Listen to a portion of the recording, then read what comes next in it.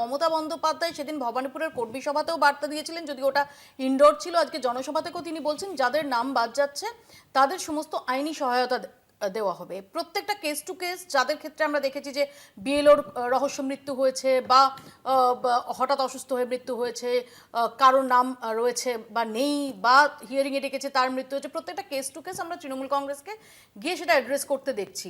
এখন এই রাজ্যে রাহুল 294টা আসনে আপনারা লড়বেন, আপনার মনে হয় না যে একই রকমভাবে আপনাদের কাছ থেকেও মানুষ প্রত্যাশা করে এরকম কোনো আশ্বাস, কোনো ইনস্যুরেন্স?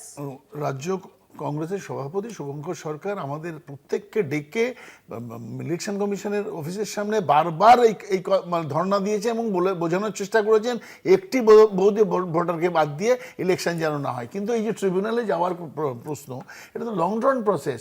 আজকে ট্রিবিউনাল কোর্টে গেল, পরের দিনই ফয়সালা হলো, তা তো না। ঘটনা যে ইলেকশন ডিক্লেয়ার্ড হয়ে গেছে অলরেডি। তাহলে পরে মানুষগুলো সময় পাবে কোথায়?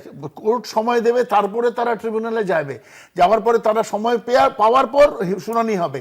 আমার কথা হলো এটা অ্যাবসলিউটলি একটা ইলেকটোরাল অটোক্রেসি চলছে এবং জ্ঞানেশ কুমারকে ভার দেওয়া হয়েছে যে এখানে যেন তেন প্রকারেণ অল্প সময়ের মধ্যে টার্গেট করে কিছু মানুষকে বাদ দাও।